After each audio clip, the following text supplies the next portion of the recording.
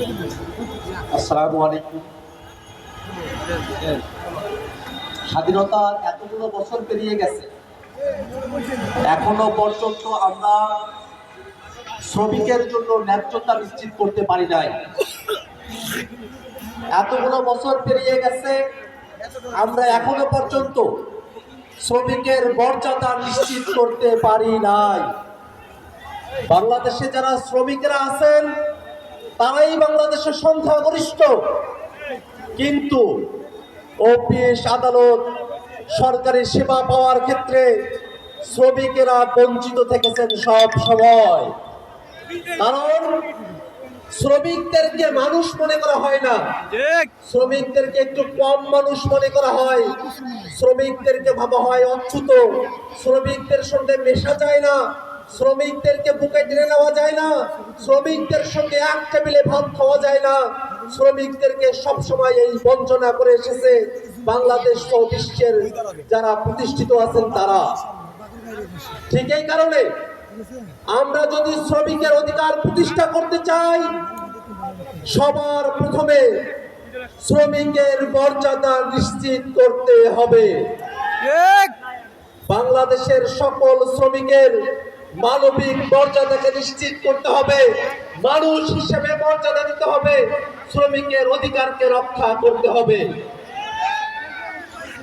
কিন্তু এখনো পর্যন্ত শ্রমিকেরা তাদের অধিকার থেকে বঞ্চিত।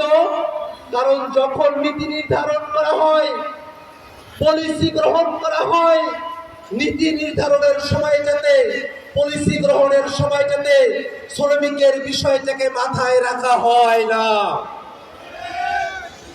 এই যে এখনো পর্যন্ত 24-এর অভ্যুত্থানের পরেও শ্রমিকের ন্যায্য অধিকার নিশ্চিত করা সম্ভব হয় নাই। শ্রম সংস্কার কমিশন গঠন করা হয়েছে, কিন্তু শ্রম সংস্কার কমিশনের সুপারিশগুলো এখনো পর্যন্ত বাস্তবায়ন করা হয় নাই। আজকের এই শ্রমিক সমাবেশ থেকে আমরা সরকারের কাছে তত্ত্বকণ্ঠে আহ্বান রাখতে চাই, অতি দ্রুত শ্রম সংস্কার কমিশনের সুপারিশগুলোকে বাস্তবায়ন করতে হবে।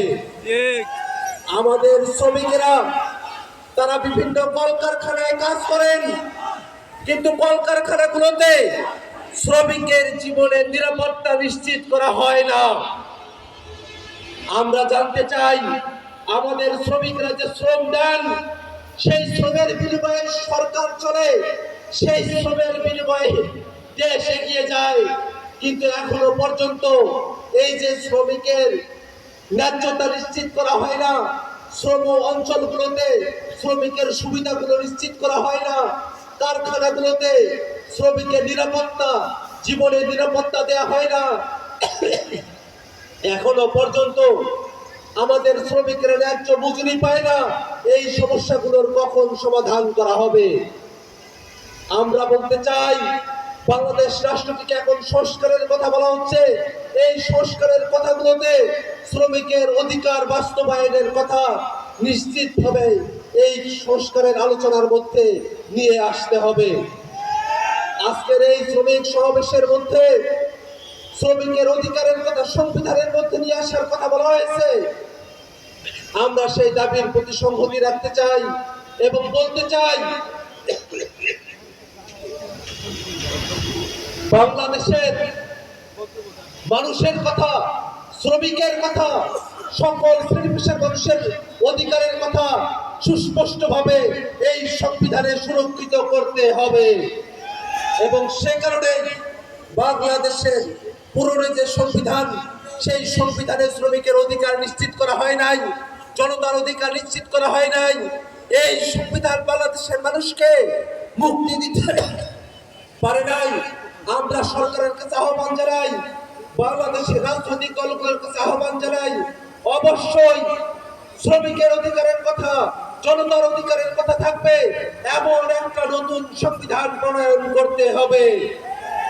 বাংলাদেশে যে রাজনৈতিক সংকটের তৈরি হয়েছে, সকল জনগোষ্ঠীর অধিকারের কথা সম্মিলিত নতুন সংবিধানই এই রাজনৈতিক সংকট থেকে আমাদের উত্তরণ ঘটাতে পারে।